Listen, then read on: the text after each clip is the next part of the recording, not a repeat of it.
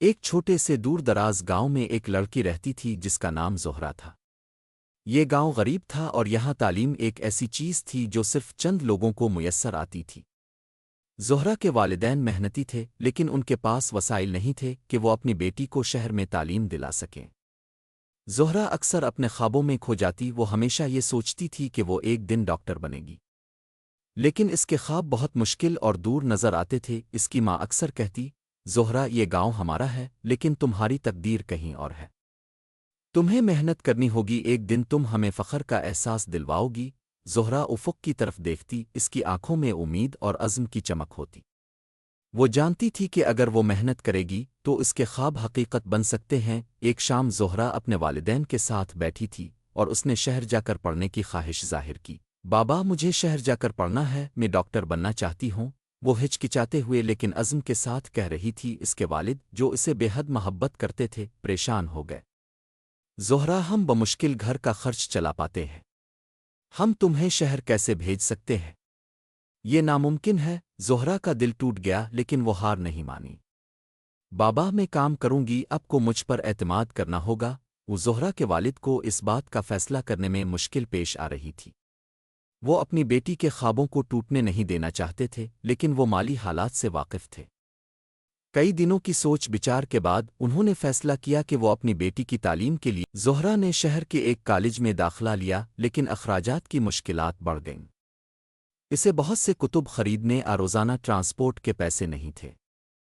ایک دن جب وہ اپنے ہاسٹل کی کمیونل روم میں بیٹھ کر پڑھ رہی تھی، اس نے کچھ طلبہ کو بات کرتے ہوئے سنا، وہ یہ گاؤں سے آئی ہے، وہ یہاں نہیں چل سکے گی، شہر کی زندگی اس کے لیے نہیں ہے۔ ایک نے مذاق کرتے ہوئے کہا۔ زہرا کا دل ٹوٹ گیا لیکن اس نے ان کی باتوں کو نظر انداز کر دیا۔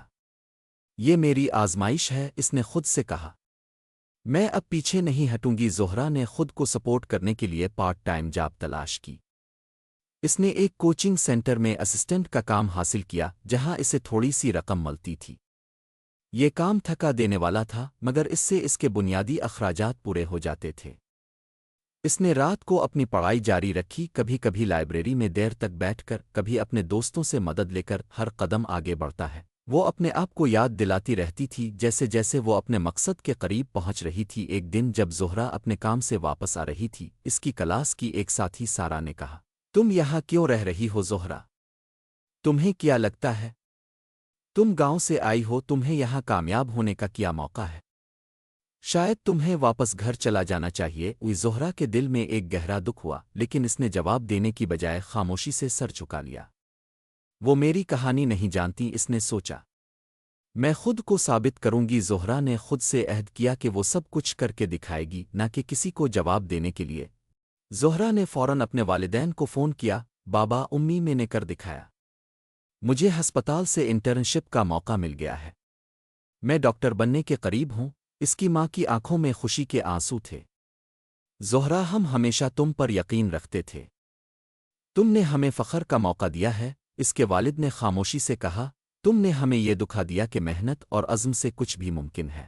زہرا جانتی تھی کہ یہ اس کی جدوجہد کا آغاز تھا، مگر اس لمحے نے اسے احساس دلایا کہ اس نے اپنی منزل کی طرف ایک اور قدم بڑھا لیا ہے۔ زہرا نے اپنی انٹرنشپ شروع کی جہاں اس نے ڈاکٹروں سے سیکھا اور مریضوں کے ساتھ کام کیا۔